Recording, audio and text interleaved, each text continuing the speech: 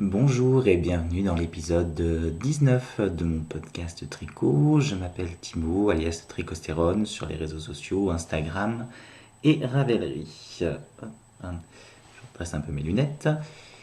Ça fait un petit moment que j'ai pas tourné, apparemment 57 jours. Je suis désolé, mais j'avais pas grand chose à vous montrer. Je voulais pas tourner un épisode sans projet terminé. Et j'étais un petit peu retardé au niveau de mes tricots par une grippe qui m'a immobilisé 10 jours. Donc voilà, donc, ça a été un petit peu compliqué de tricoter et même après ces 10 jours, j'ai repris tout doucement. Tout va bien maintenant, donc j'ai repris de plus belle et j'ai deux, trois petites choses à vous montrer. Alors, on va poursuivre un épisode classique, un projet terminé, projet en cours, et puis acquisition de laine. Et on va tout de suite commencer par les projets terminés. Alors, vous pouvez le voir sur moi, c'est le pull glacier, le yoke intemporel de Béatrice, que j'ai un tout petit peu personnalisé. Je vous montre. Hop, de profil, c'est super, on voit bien mon ventre. On voit juste une petite ligne comme ça sur le côté que j'ai fait en maille glissée. Puis en plus, c'est vrai que l'angle de la caméra est super pour grossir.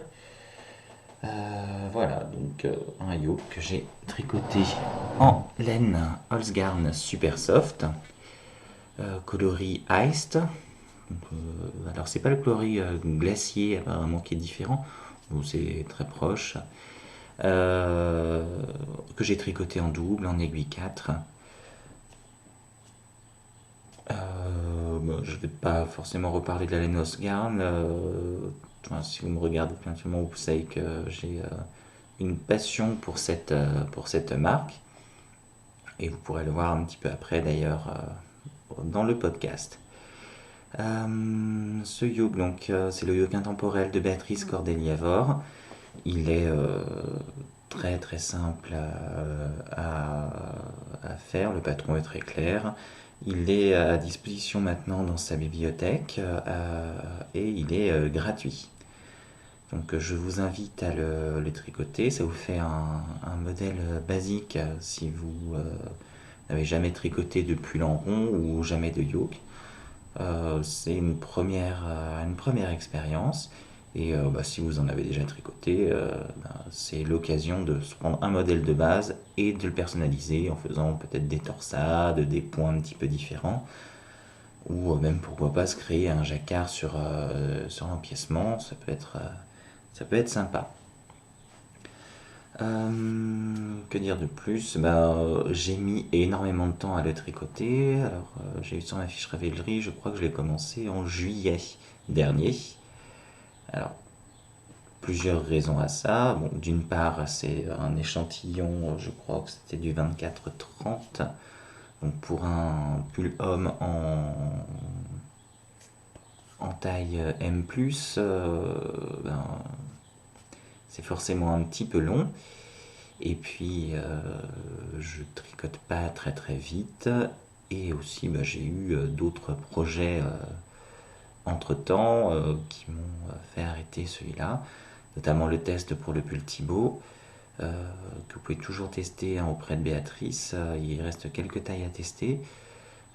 Je vous invite à aller voir, à la contacter sur Instagram, soit YouTube, soit Ravelry. Elle s'appelle Cordelia Fort.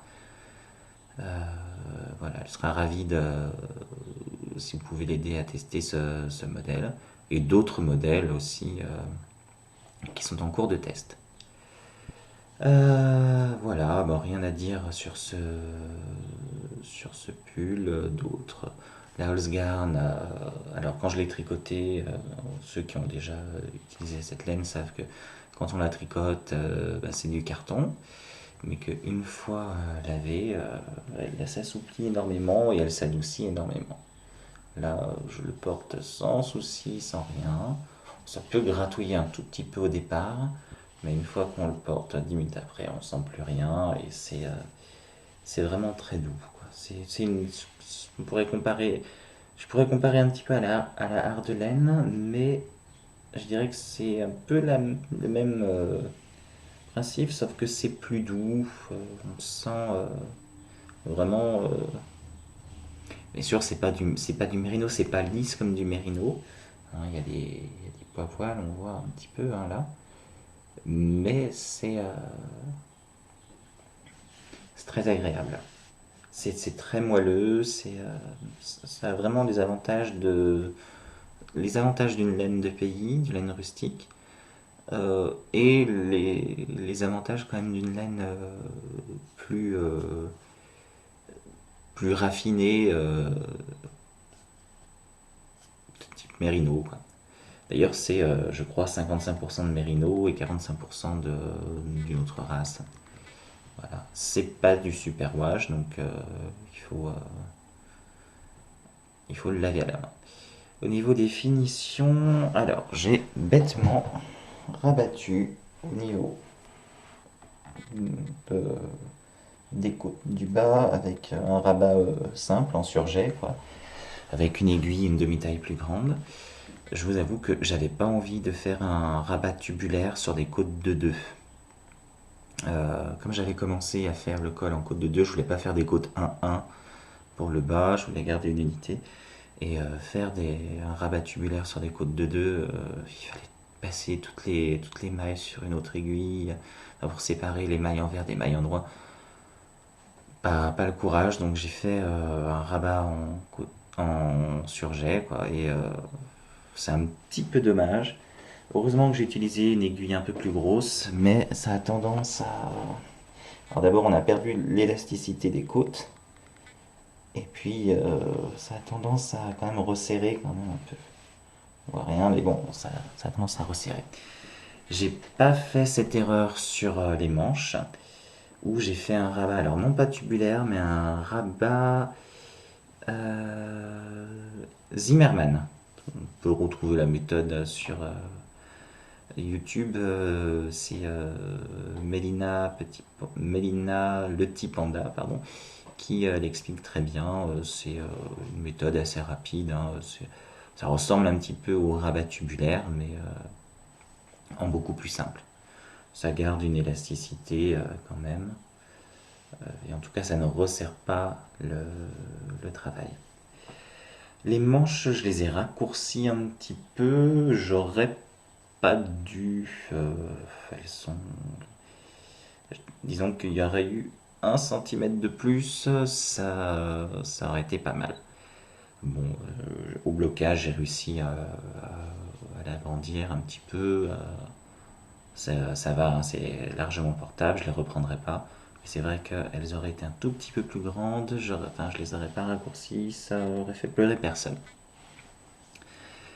Voilà pour ce pull. Tout le monde, enfin, je l'ai porté déjà au travail et ben, on m'a fait énormément de compliments sur la couleur. Et je comprends, vraiment, c'est une couleur que j'adore. On va passer au deuxième projet terminé, puisque oui, il y en a deux. Celui-là, ben, je vous en avais pas parlé, enfin, sauf sur Instagram. Mais je l'avais pas commencé lors du tournage de l'épisode précédent. Il s'agit d'une paire de chaussettes. Alors, hop, évidemment comme ça. C'est des chaussettes toutes simples, hein, j'ai pas pris de modèle particulier, c'est du jersey, des chaussettes que j'ai commencé par la pointe. J'ai ensuite fait des côtes torse, juste avant j'ai fait 2 rangs de côtes zigzag. J'ai voulu essayer, mais alors quand on tricote serré comme moi, en plus avec une laine enfin, sur des chaussettes, c'est-à-dire qu'on tricote quand même avec des aiguilles plus petites que ce qu'il est prévu normalement pour tricoter.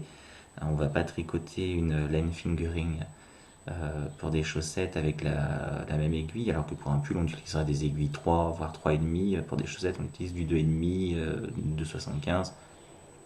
Donc ça rend encore les choses un petit peu plus difficiles. Donc les côtes zigzag, j'en ai fait 2 rangs sur la première chaussette. Je me suis dit on arrête. Et du coup, j'ai refait 2 rangs comme ça sur la deuxième pour garder une unité. Ça fait une petite fantaisie, c'est pas extraordinaire, puisque évidemment les côtes zigzag c'est sur 3 mailles. Et les côtes torses là que j'ai fait c'est des 1-1, donc c'est pas terrible, terrible. Mais c'est pas grave, ça reste sympathique. J'ai fait un rabat étonnamment élastique de Jenny, et c'est vrai que c'est étonnamment élastique. Plus souple que élastique, ça revient pas forcément extraordinairement bien, mais ça va. Je les ai portés, je ne les perds pas. Éventuellement, je mettrai un fil élastique à l'intérieur si je vois quand même qu'avec le temps ça ne, enfin, je les perds. Au niveau du talon, j'ai fait un talon en rang raccourci tout bête.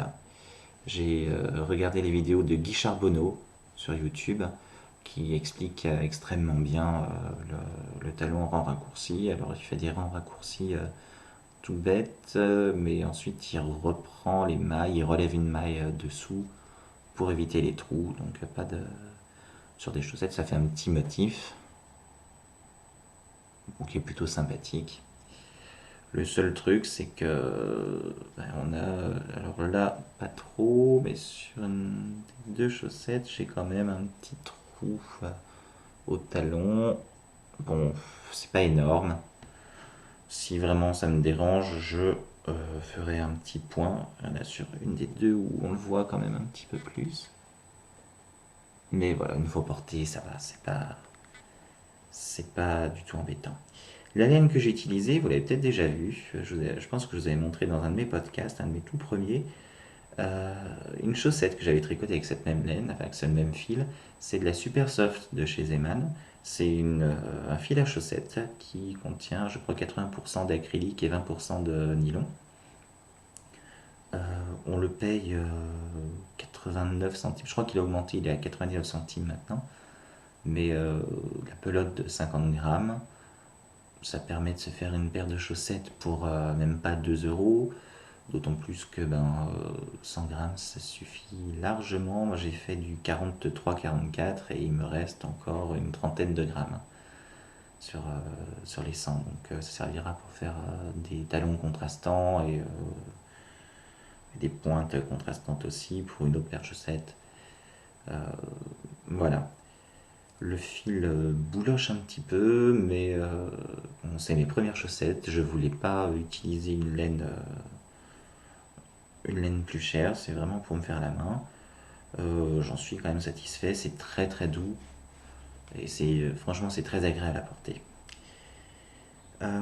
Si je vous montre les deux chaussettes l'un côté de l'autre, vous pourrez constater que il y en a une un petit peu plus grande. J'ai pas compté les rangs. Bêtement, alors là on le voyait, c'était beaucoup plus, l'écart était beaucoup plus important parce que le talon gênait un petit peu, mais il y a 1 centimètre simplement d'écart. J'ai pas compté les rangs en fait. Quand j'ai fait mes chaussettes, je me suis dit de toute façon c'est pas grave, j'essaierai. Et au niveau des chaussettes, on n'a pas souvent les pieds l'un à côté de l'autre pour vérifier que tout va bien, pour voir la différence. Et puis souvent il y en a une qui tombe un tout petit peu, elle n'est pas mise exactement pareil, donc franchement aucun souci. Mais quand même, par souci intellectuel pour mes prochaines chaussettes, je compte les rangs, comme ça je ferai les deux mêmes. Autre souci, c'est pendant le rabattage, on peut voir, il y en a un qui est plus large que l'autre. Alors pourtant j'ai mis le même nombre de mailles, je sais pas ce qui s'est passé. C'est pas très grave, une fois porté ça se voit pas. Au niveau du nombre de mailles d'ailleurs, j'ai mis 72 mailles pour les tricoter. Non pas que spécialement j'ai le pied fort, mais j'ai un échantillon qui est plutôt petit. Donc il me faut 72 mailles. Ces chaussettes, je les ai commencées avec Béatrice. On s'était installé, c'était lors de mes vacances de mars. Je suis allé à Paris, c'était en même temps que l'AEF. Euh, donc on s'était donné rendez-vous et on s'était mis au parc de Bercy sur un banc et on a commencé à tricoter les chaussettes. Donc, c'était pour moi, enfin pas ma toute première chaussette puisque j'en avais fait une seule avec ce même fil que j'ai détricoté pour recommencer. Mais j'avais utilisé des aiguilles, je crois 3,25 et ça rendait rien, c'était vraiment pas terrible. Euh, pour la pointe, c'est super décousu hein, ce que je vous raconte, mais enfin tant pis. Ce serait un podcast couture, que ce soit décousu, ça aurait été embêtant. C'est drôle. Enfin, voilà. La pointe, j'ai fait un montage c'est Judy's Magic Castle, le montage magique de Judy. Plutôt pas mal. Alors, un poil trop pointu. La prochaine fois, je ferai un petit peu plus de mailles au départ. Mais ça donne vraiment un résultat sympa. Les augmentations, j'ai fait des augmentations barrées. Ça donne un résultat plutôt agréable. La première chaussette, je l'ai faite entièrement en Magic Loop. En Magic Loop traditionnel, c'est-à-dire en séparant en deux et en tirant.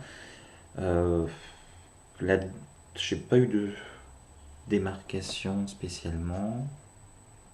Une petite échelle, mais pas énormément. Mais pour la deuxième, si on voit quand même bien la caméra à l'échelle. Pourtant, je tirais bien sur le fil, mais il n'y a rien à faire. Je crois que vraiment, j'y arriverai pas. Et pour la deuxième, j'ai fait le pied en Magic, une grosse partie du pied en Magic Loop, et puis non, j'ai constaté qu'il y avait l'échelle qui réapparaissait. Du coup, j'ai refait ma méthode de diviser le tricot en trois parties inégales et de tricoter en fait comme si c'était vraiment un rond. En fait, on court-circuite les, le câble, mais c'est comme si on tricotait vraiment avec une aiguille sans Magic Loop, puisque l'autre, enfin, l'aiguille avec laquelle on tricote, il y a déjà des mailles dessus. Tandis que si on fait un Magic Loop traditionnel, ben, la première maille, elle est sur le câble et non sur une aiguille, et du coup, ben, c'est ça qui fait cette échelle. Voilà, voilà. Donc, une paire tricotée comme ça pour moi, assez rapidement, j'en suis plutôt fier, et ben, le problème, c'est que il y en a beaucoup qui disent que quand on commence à tricoter des chaussettes, ben, on attrape le virus et ben, ma foi, c'est plutôt vrai. On le verra un petit peu plus tard. Il y a de quoi commenter. On va passer aux projets en cours. Alors, j'ai 3 projets en cours, ce qui est plutôt raisonnable. Mon premier projet, celui qui est le plus proche de la fin, c'est mon châle Sweet Summer de Tricot Patou. À chaque fois, j'oublie de regarder son nom sur Ravelry, mais vous pouvez trouver son blog Tricot Patou. Il a avancé, alors pas énormément, puisque ben, j'ai terminé mon plume d'acier et fait les chaussettes, mais il a quand même avancé. On peut voir, j'ai fait une deuxième partie de dentelle, j'ai attaqué une troisième. Donc je les tricote toujours en fil de chez Action, c'est le Vintage Cake. On voit pas beaucoup. C'est un mélange de 78% coton et de 22% d'acrylique. Le coloris, ben là on voit rien au niveau des couleurs. Peut-être que une fois monté on verra un petit peu mieux. Mais c'est un dégradé de mauve et de blanc. Enfin de blanc décru avec un petit peu de mauve. Le mauve, c'est des poils d'acrylique qui font une sorte d'effet un peu mohair. Et enfin, le fil coton, c'est une sorte de chaînette. Voilà. On arrive à la fin, ça commence à être un petit peu long. Je pense que c'est le dernier châle que je ferai pendant un bon moment. Alors Alors il n'est pas pour moi, je l'offrirai à la personne concernée, j'espère le mois prochain. Là c'est vraiment l'encours sur lequel je suis à fond. Ils sont le plus actifs en ce moment. Euh, En fait, je partage mon temps de tricot. Le matin, avant de partir au boulot, en ce moment je commence assez tard, donc j'ai le temps de tricoter un petit peu. Donc le matin, je m'occupe de ce châle et le soir, quand je rentre, je m'occupe de mon autre projet que vous allez voir. Et si j'ai un petit peu le temps ou que j'ai pas, enfin que je vais tricoter ailleurs que chez moi, je fais mon troisième projet. On va parler donc du deuxième projet en cours. Il s'agit d'un test que je fais pour Béatrice Corbéliavor. Il s'agit du pull osier. Alors, je vous montre. Pour l'instant, c'est vraiment un début. Donc, c'est un pull en yoke qui a la particularité. Alors, c'est pas un jacquard, c'est un point texturé sur le yoke. Et c'est un motif de croisillon, de losange croisillon. Alors c'est des mailles glissées comment on appelle ça, un peu comme des torsades quoi, pour faire le dessin. Il y a plusieurs personnes qui sont en train de le tester. Béatrice a encore besoin de testeurs, donc si vous êtes candidat, n'hésitez pas, notamment pour les tailles pour hommes. Il y a encore pas mal de places. Mais il reste aussi des places pour les enfants et pour les tailles femmes, hein, je crois. N'hésitez pas à la contacter. Là, j'en suis vraiment au tout début, donc j'ai fait c'est un col en côte torse, un, et puis là on a quelques rangs raccourcis, et puis ensuite on attaque le yoke. J'en suis au rang raccourci, c'est vraiment au tout début, et j'ai hâte de commencer vraiment le yoke avec le point texturé. Je pense que ça va rendre pas mal avec cette laine. Alors comme laine j'utilise mon fil, je vais vous montrer ça. Alors c'est un mélange de mérino et d'angora. On voit absolument rien au niveau des couleurs, mais ces couleurs pêche, c'est vraiment beaucoup de nuances. Et donc le dominant c'est du orange, mais il y a du rouge, du jaune, du bleu dedans. Et alors vous voyez, c'est un fil qui est vraiment extrêmement fin. C'est du 6000 mètres au 500 grammes, et moi je l'ai divisé en 3 pour me faire 2000 mètres de fil en épaisseur fingering. C'est extrêmement doux. Alors au départ quand on tricote pareil, pas vraiment, mais une fois lavé, c'est vraiment extrêmement doux. Ça me fait penser un petit peu à la Fonti Urga. C'est un mélange de mérino yak. Ça fait un petit peu cet effet là. Très, très mou, très doux. Donc voilà, c'est un projet donc, en test, c'est pas un test secret. Je vous montrerai au fur et à mesure. Une fois que le châle sera terminé, ce sera vraiment, je me mettrai à fond dessus. Alors je dis ça à chaque fois, je dis que je montrerai pas d'autres projets, mais je montrerai un autre, bien entendu. Et bon, celui-là, j'ai avancé, donc je le tricote en 3,5 et 3 pour les côtes. Autant vous dire que là, ça va être long. Mais je pense que ça vaut l'investissement au niveau du temps, parce que c'est vraiment un pull qui est vraiment sympa. Béatrice a mis quelques photos sur son Instagram. Vous pouvez aller voir sur Ravelry, sur sa page Ravelry, sur le forum. Il y a l'avancée aussi d'autres testeurs, enfin d'autres testeuses, que je suis le seul testeur. Ça peut vous donner une idée et vous donner envie de nous aider pour le test, hein. Voilà. Et troisième projet en cours, que j'ai monté hier matin.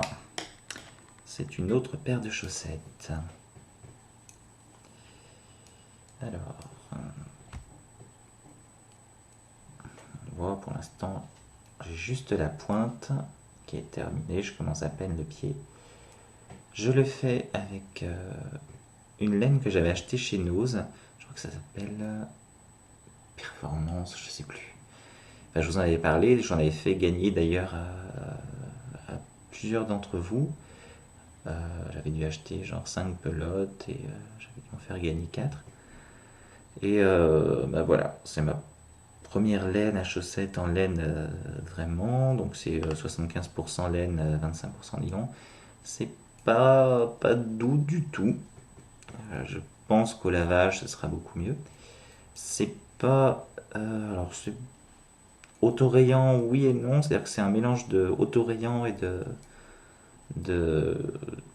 d'auto-jacarant. Je sais pas comment on peut appeler ça. Les couleurs, on voit vraiment pas. C'est des couleurs un peu spéciales. C'est du rose passé, du vieux rose, avec du marron, du rouge. Et du coup, les petits jacquards automatiques en prune un petit peu. Je sais pas comment définir, c'est plutôt du marron ou du prune, enfin bref. Voilà, je l'ai fait pour moi. C'est pareil, c'est toujours dans l'optique de m'entraîner quand même un peu pour faire les chaussettes avant d'utiliser la belle laine que m'a offerte Olivier. Voilà, voilà, donc ça, ce projet, il avancera à son rythme. Et maintenant, on va passer aux acquisitions.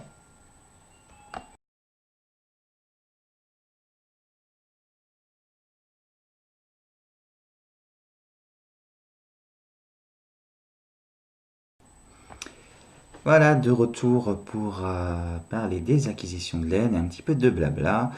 Je suis désolé, hein, j'ai eu un coup de téléphone, évidemment. On m'appelle jamais sur mon portable dans le week-end.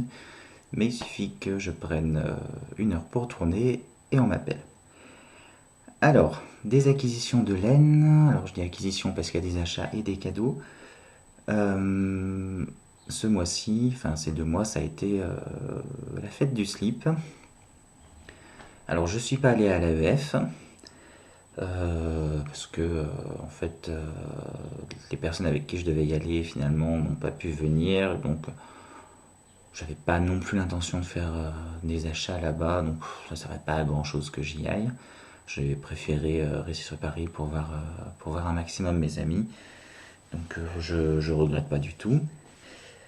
Mais j'ai quand même eu de la laine à Paris. Alors, j'ai reçu de la part d'Olivier au Kill, du podcast Au Kill Tricote, 2 pelotes de Katia Shadow. Alors, c'est un mélange d'acrylique et de laine qui est, on peut le voir, du moutarde au condiment mélangé avec du noir et c'est très progressif. C'est vraiment sympa. C'est une laine mèche qui est extrêmement douce, très moelleuse. On sait de la Katia, on connaît la qualité de cette marque. Je ne sais pas encore exactement ce que j'en ferai, mais je pense qu'un col ou une écharpe, ça pourrait être sympa. C'est 2 pelotes de 100 grammes, j'ai quasiment 400 mètres, 380 mètres en tout, donc je pense que j'aurai de quoi me faire quelque chose de sympa. Ensuite, je vous en ai déjà parlé, je réponds à des sondages et enfin, plusieurs choses de ce type-là, et je reçois régulièrement des bons d'achat. Et bah, ce mois-ci, j'ai eu 2 bons d'achat de 50 euros que j'ai utilisés dans deux magasins différents. Premièrement, j'ai fait une commande chez Lucelaine. Je sais pas comment on prononce, on dit Luce ou Luce, je sais pas. Pas pourquoi on dirait Luce d'ailleurs, mais bon. J'ai acheté 4 écheveaux de Merino Yak en fingering. C'est non teint, c'est extrêmement doux. c'est beige très foncé, c'est disons un marron clair, quoi, plus qu'un beige très foncé. Sur le site, je le voyais beaucoup plus clair, je le voyais plutôt beige clair. Et du coup, j'avais l'idée de le mélanger dans un jacquard avec les chevaux de Mérinoiac que m'avait offert Olivier aussi, de cette couleur qui est lit de vin. C'est un des chevaux de teinture à laine. Qu'est-ce que je dis? De teinture sauvage, pardon. Teinture sauvage, pareil, Mérinoiac. Après, je sais pas si le contraste est assez élevé pour faire un jacquard.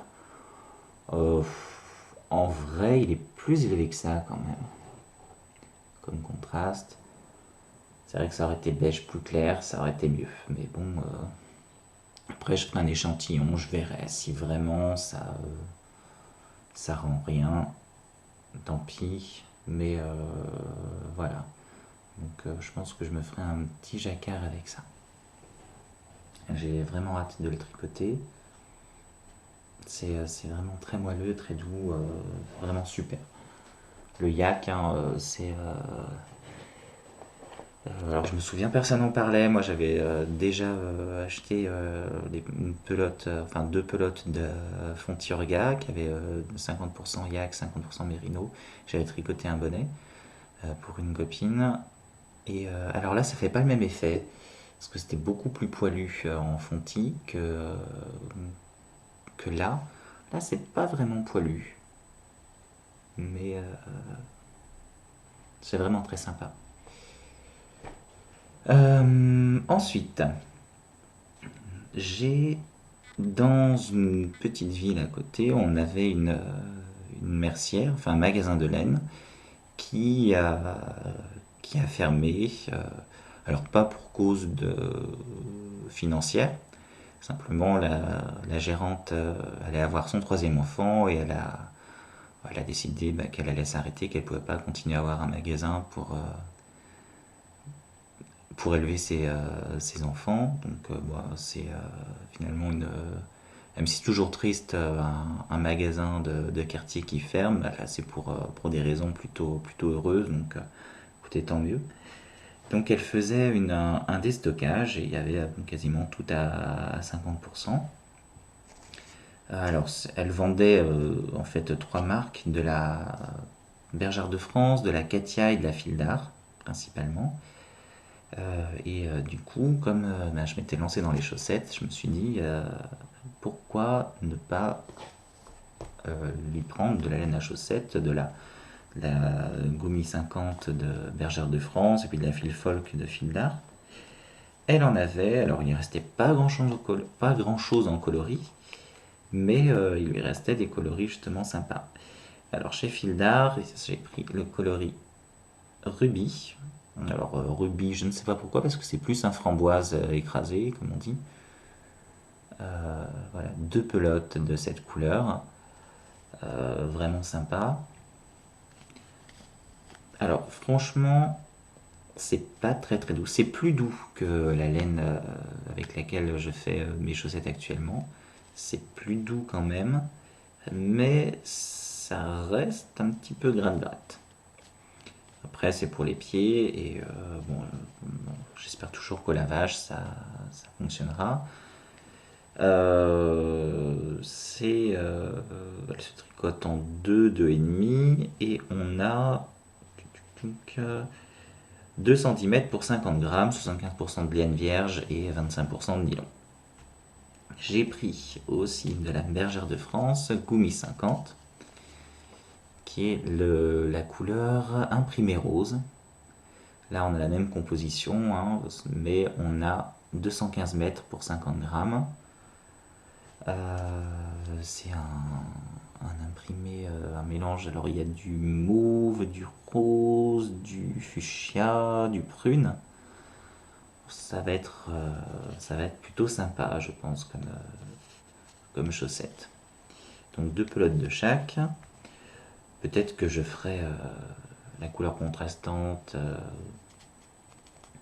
que je mélangerai les deux pour avoir des couleurs contrastantes.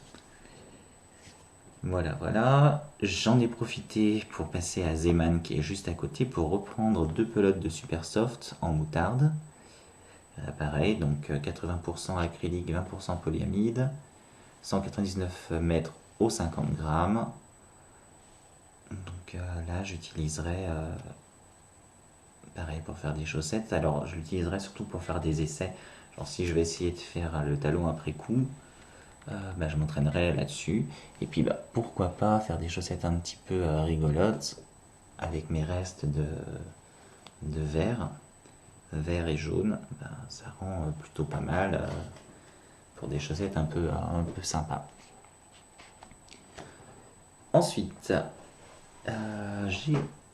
Ah, j'avais oublié de vous dire, en quand j'ai passé ma commande chez Luclen, il me restait quelques euros sur mon bon d'achat et j'en ai profité pour prendre de la Drops Fabel. Là, le coloris, c'est brume de rose et c'est vraiment hyper sympa. C'est un peu le même principe hein, que la Gumi 50. Alors, c'est marrant parce qu'on voit un petit peu comment elles sont faites, les pelotes. C'est pas du tout la même taille.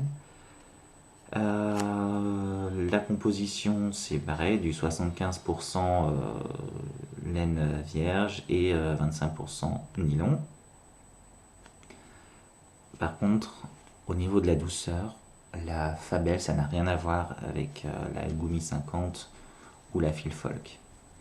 Alors, il paraît que, enfin, j'ai entendu plusieurs personnes dire qu'ils avaient changé leur base pour la Fabel, mais c'est vraiment doux, quoi. Maintenant, je ne sais pas avant comment c'était, mais là, c'est vraiment très doux.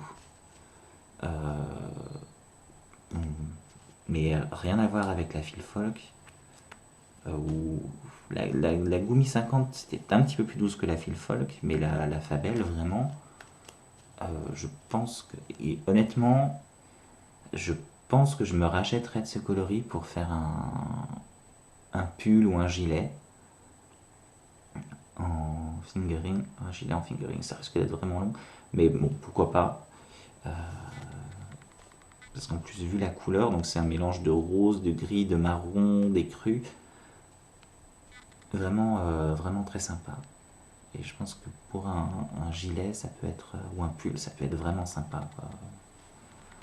Très, très, très doux et résistant.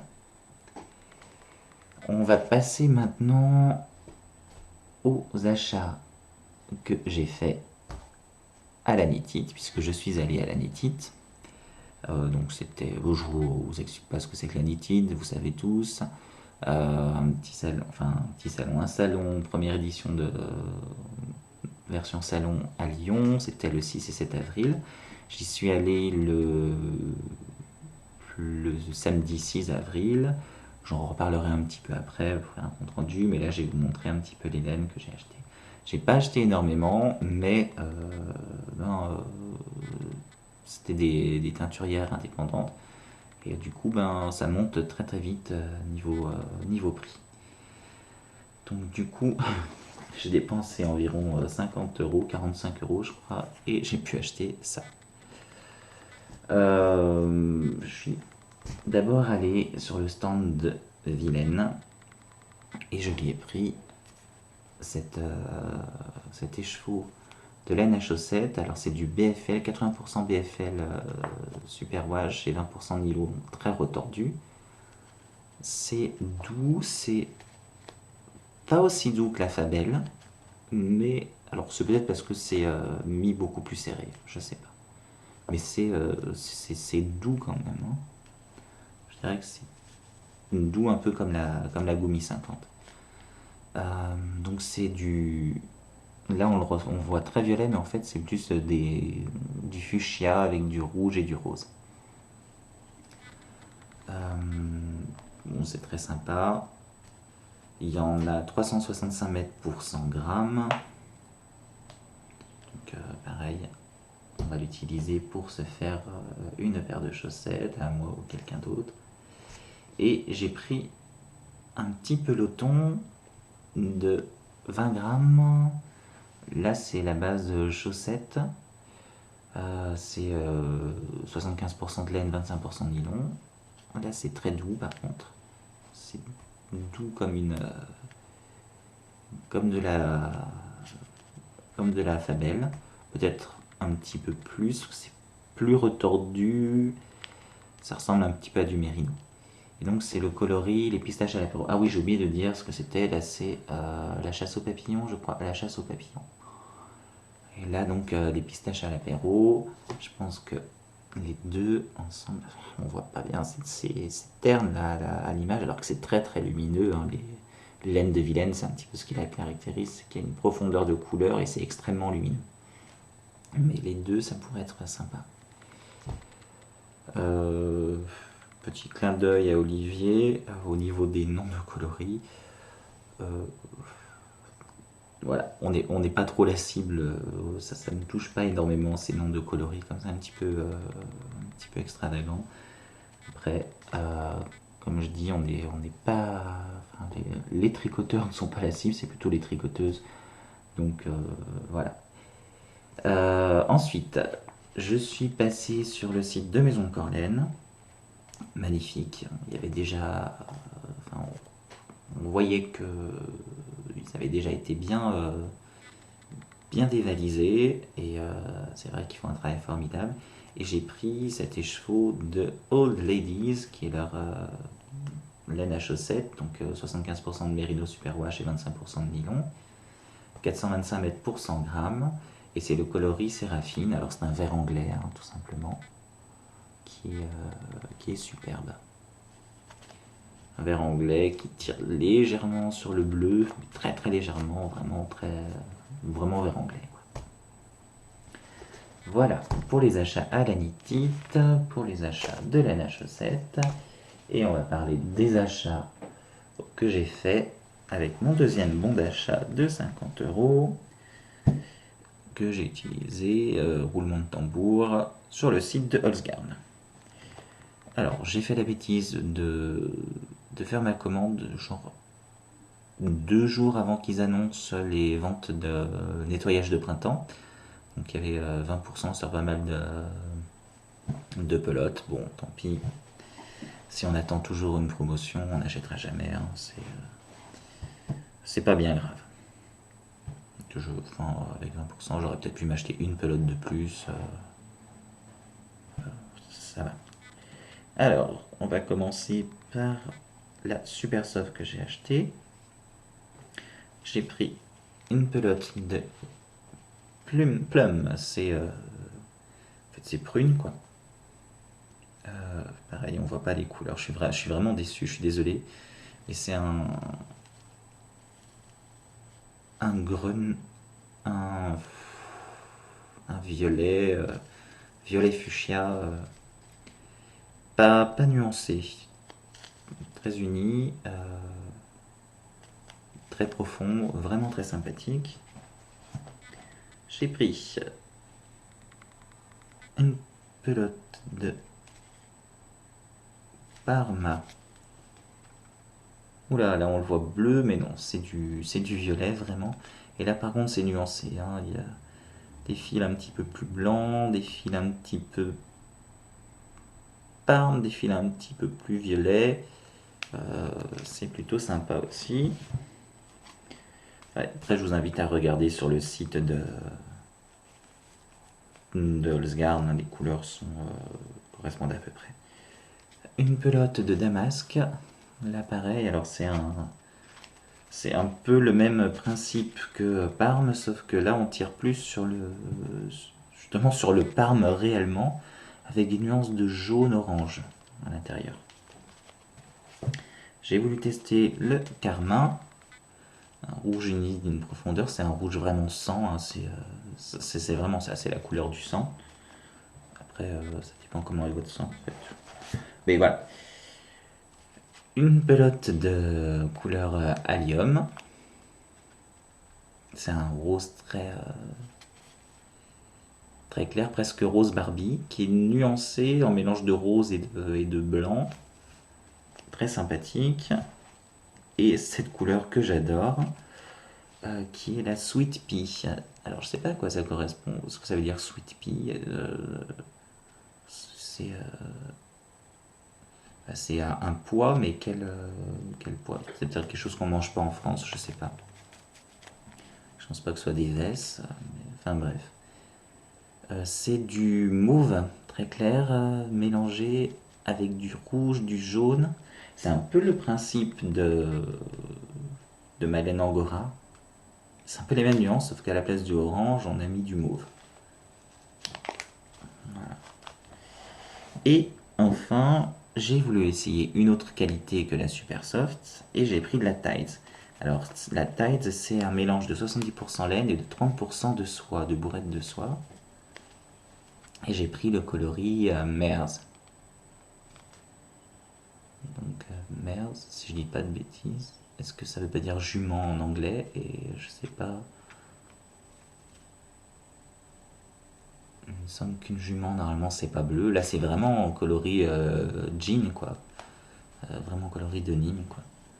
Et donc, c'est un uni, mais avec les petites bourrettes de soie à l'intérieur qui sont blanches. Et ça, j'en ai pris une pelote plus un cône de 500 grammes qui fait en réalité 600 grammes. Donc, pareil, chez Holzgarn, pesez quand vous recevez, vous verrez, il y en a toujours plus. Donc, quand ils vous disent des cônes de 500 grammes, souvent c'est 550, 600. Donc, vraiment sympa. Donc, ça, pareil, je sais pas encore ce que je vais faire avec, mais ce sera un pull de toute façon. Pourquoi pas me refaire une version de osier ou autre chose, on verra bien. Avec les autres coloris de Super Soft que je vous ai montré, là j'avoue que j'ai pas de projet en tête, surtout que j'ai qu'une pelote de chaque. Est-ce que je vais pas faire un pull multicouleur? Je sais pas. Je sais pas ce que je pourrais faire. Parce que la tricoter en simple, pourquoi pas. Mais me faire un pull, parce que c'est de la light fingerie, hein, on a 287 mètres au 50 grammes. Donc imaginez un petit peu, ce serait... alors soit je le double, mais là du coup on aurait assez peu de couleurs finalement. Enfin assez peu de pelote pour une couleur. Parce qu'il faut savoir que pour ce pull là j'ai dû utiliser environ 10 pelotes. Je l'avais doublé hein, la laine, mais ça me fait pas tout à fait, pas tout à fait 10 pelotes. 10 pelotes. 10 pelotes, j'ai 9 pelotes et demie en gros. Donc ouais, ça me permettrait d'avoir 10 couleurs, pourquoi pas. On verra bien.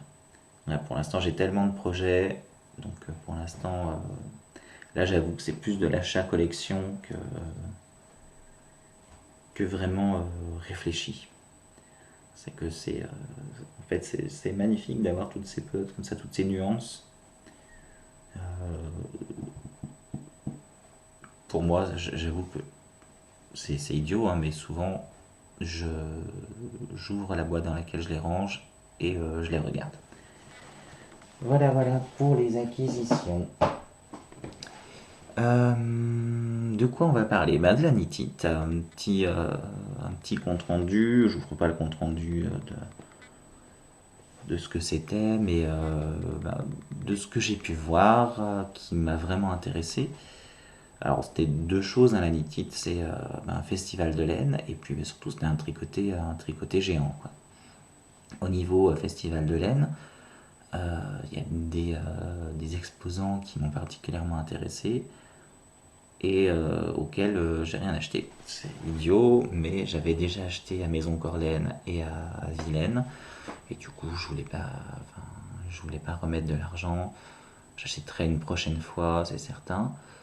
Euh, mais je vais vous en parler quand même.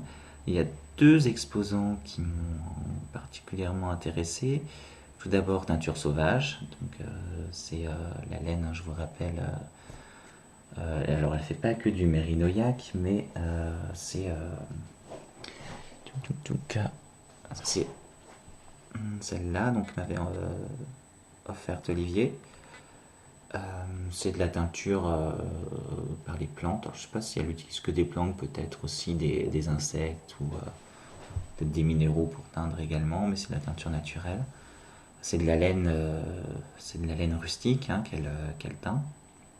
La personne est vraiment sympathique, je crois qu'elle est en Haute-Loire. Euh, Pas encore très connue, mais elle mérite vraiment qu'on teste ses laines. Je crois que il y a moyen qu'elle fasse son petit bonhomme de chemin. Et un deuxième exposant est là c'est fou parce que j'entends jamais parler. Et pourtant elle fait un travail formidable. C'est Kamalen. Elle, de ce que j'ai compris, elle récolte elle-même les toisons qu'elle fait filer et qu'elle teint ensuite elle-même aussi. Elle a aussi bien de l'alpaga que du mouton. Et elle avait fait. Alors elle a un univers très romantique en fait. Hein, euh, et on retrouve beaucoup de couleurs justement très simples, pas éteintes, mais très pastel. Elle a fait notamment un poncho qu'elle exposait en jacquard avec un beige clair et une sorte de parme clair en couleurs contrastantes et j'ai trouvé que c'était formidable. Et ça me donne envie de faire un jacquard de même, quoi. Beige clair, parme clair. C'est très intéressant, c'est un mélange qu'on voit peu et c'est dommage. Je pense que, alors pas cette année, mais peut-être l'année prochaine, je lui commanderai quelque chose en espérant qu'elle continue. Je vous invite à aller voir sur Instagram, elle a un compte Instagram, il n'y a pas grand chose dessus, c'est dommage. J'ai pas trouvé de site internet pour commander. Euh, donc j'espère qu'elle s'en occupera prochainement. Je vous invite quand même à aller regarder son travail qui est fort intéressant. Deuxième aspect de la Nitide, c'était le tricoté géant. Et là, j'ai pu rencontrer plein de monde, revoir des connaissances et puis rencontrer soit des abonnés à ma chaîne, soit des podcasteurs ou podcasteuses avec qui j'échangeais par message YouTube ou Instagram et ça m'a fait plaisir de les rencontrer en vrai. J'ai d'abord pu revoir Marie-Laure avec qui j'ai passé toute l'après-midi. Euh, et on est en train d'organiser, elle est en train d'organiser un tricoté du côté de Bourg-en-Bresse et normalement en mai ça devrait se faire. J'essaierai de vous en reparler sur Instagram quand j'aurai plus d'infos. J'ai pu voir aussi L'Étoile des Neiges, qui est un podcast. Ça fait longtemps qu'elle n'a pas tourné, mais on est quasiment voisins, quoi. Elle doit habiter à une vingtaine de kilomètres de chez moi. Très très sympathique, encore plus en vrai que dans ses podcasts. Donc voilà, une belle rencontre. Qui d'autre j'ai pu rencontrer Nadège. Je vais en oublier, vous vexez pas hein, si j'oublie parce que j'ai rencontré tellement de monde. Euh, j'ai pu voir Mick la souris, qui est un podcast également. Et alors c'est très marrant parce que dans ses podcasts, elle est sérieuse, alors de bonne humeur, mais plutôt sérieuse. Et là, alors, c'était vraiment euh, toujours en train de rire, c'était formidable. J'ai vraiment adoré la rencontrer. J'ai revu Mimi, de Sacré Mimi, et sa fille. Euh, Pas longtemps malheureusement parce elle était venue le matin et moi je suis arrivé en début d'après-midi. Mais bon, ça m'a fait plaisir de la revoir. Et ben Mimi, si tu regardes, on se revoit bientôt. J'ai pu rencontrer Claire de Tant qu'on n'a pas essayé. J'ai pu mettre un visage sur sa voix. On a bien discuté. Bon, c'est dommage. Pas assez longtemps, mais j'espère la revoir bientôt. parce que c'est vraiment quelqu'un d'adorable aussi. Mais vraiment, quoi, c'est pas quelqu'un de. Enfin, on sent que c'est quelqu'un de profondément gentil. Donc ça m'a fait vraiment plaisir de la voir. J'ai pu voir aussi Pelote et Repelote, Chloé, si je dis pas de bêtises, qui avait son fameux pull rose et vert qu'elle a montré sur son dernier épisode. Très sympathique aussi. Euh, qui d'autre j'ai pu voir? J'ai pu rencontrer Hugo, alors, qui a tourné son premier épisode de podcast qui est en ligne, Hugo Neck. Je vous invite à aller voir son podcast. Il fait aussi bien de la couture que du tricot. En couture, il est vraiment très doué. En tricot aussi. Mais voilà. Enfin, il s'est cousu un jean qui est vraiment formidable, quoi. C'est quelque chose qui à la fois simple et sophistiqué. Je vous invite vraiment à aller voir. Et puis il y a des parties un petit peu culture pop dans son podcast qui sont très intéressantes. Euh, et puis j'ai pu voir Alexandra de Bridget Tricot, euh, pleine de bonne humeur comme on peut la voir aussi dans son podcast. J'ai pu rencontrer Audrey de Yarnflex, c'est elle qui m'a vendu les chevaux de Maison Corlane. Elle était sur leur stand pour les aider. J'ai pu rencontrer Marion de Vilaine aussi, qui est très dévouée à ses clients. Elle n'hésite pas à prendre du temps pour conseiller, donc c'est vraiment sympathique. Qui d'autre Je crois que j'ai fait un petit peu. J'ai pu rencontrer Marion Blush aussi, qui est aussi belle en vrai que dans ses podcasts. Vraiment, hein, et puis très sympathique aussi. Voilà. Et puis j'ai rencontré McNeedle. Alors sur Instagram, vous la retrouvez. J'ai vraiment adoré cette personne qui est très simple et très sympathique. J'ai l'impression d'être Patrick Sébastien quand je dis ça, j'aime tout le monde, etc. etc. Mais non, mais c'est vrai, j'ai vraiment rencontré des personnes très très attachantes. Voilà, donc si vous repassez sur Lyon, n'hésitez pas à me contacter, moi ça me ferait vraiment plaisir de vous rencontrer. Enfin, de vous rencontrer, de vous revoir, pardon. Voilà, voilà pour la nitite. Qu'est-ce que je voulais en dire d'autre? Ouais, donc, comme vous avez vu, j'ai pu acheter des écheveaux de laine teinte à la main. Et en fait, je me suis fait la réflexion après. Est-ce que vraiment ça vaut le coup de payer 43 euros pour avoir 220 grammes de laine? Alors, c'est pas dans l'absolu, enfin ma réponse de dire oui ou non, ça vaut le coup. C'est en fait pour moi. Est-ce que je me suis rendu plus heureux en, en achetant ces écheveaux teints à la main qui sont vraiment superbes, hein. Il n'y a aucun doute là-dessus. Il y a un travail extraordinaire de fait par les teinturières et teinturiers indépendants. Seulement, en fait, je me rends compte que le rapport prix-plaisir, il n'y est pas, quoi. En fait, je prends plus de plaisir à acheter des laines Holzgarn.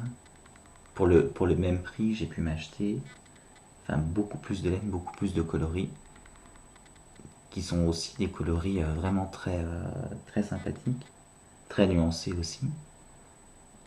Et ça me rend, ça me rend plus heureux, en fait, d'acheter de la Holzgarn ou de la Fabelle, j'aimerais bien avoir d'autres coloris de Fabelle,